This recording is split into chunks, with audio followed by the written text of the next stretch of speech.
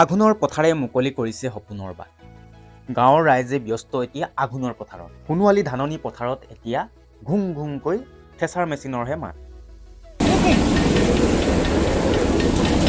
ডলা চালনী চাগে লুপ্তই হ'ব। না চালিব লাগে না ঝাৰিব লাগে, ডাইৰেক্ট কেঁচা মিলত দি চৰুত সিজাব লাগে। প্ৰযুক্তিবিদ্যা যিমানেই আগবাঢ়িছে সময়ো সিমানে কম লগাহে হৈছে। ধানখিনিও সঁচাকৈ খুব সুন্দৰকৈ ওলায়। না চালিব লাগে না ঝাৰিব লাগে। কিন্তু কথা এটা, মেচিনৰ লগত মানুহো কিন্তু মেচিনে হ'ব লাগে, যিহেতু সময় কম হ'লেহে দামটো কম হয়। আমাৰ ফালে ঘণ্টাত 1500 টকা। আপোনালোকৰ ফালে কিমান টকা কমেণ্ট কৰি জনাবলৈ নাপাহৰিব। আপোনালোকৰো যদি এনেকুৱা ধৰণে মৰণা মাৰিবলৈ আছে, যদি আপোনালোকে কাকপথাৰ অঞ্চলৰ হয়, তেন্তে কমেণ্ট বক্সত দিয়া ফোন নম্বৰত আপোনালোকে কণ্টেক্ট কৰি জনাব পাৰিব। এই মেচিনত মাৰিলে বহুতো কামৰ পৰা ৰেহাই পাব পাৰি।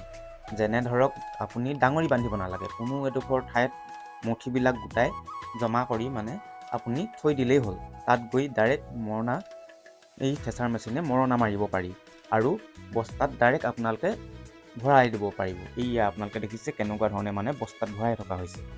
শেষত আপুনি বস্তাবিলাক এখন গাড়ীত ঘৰলৈ নিব পাৰিব।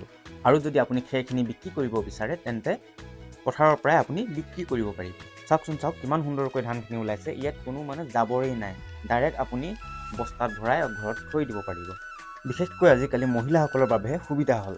না চালিব লাগে না ঝাৰিব লাগে। চালিব জাৰিব নজনা নৌবোৱাৰীসকলৰ কাৰণে কিন্তু তামাম মজা হ'ল।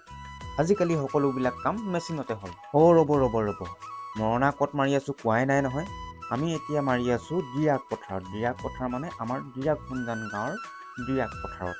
আৰু এই পথাৰৰ ধান কিন্তু বিৰাটেই ভাল হয়। আৰু আজিলৈ ভিডিঅ'টো ইমানতে সামৰিছোঁ। অন্য এটা ভিডিঅ'ত লগ পোৱাৰ আশাৰে ধন্যবাদ।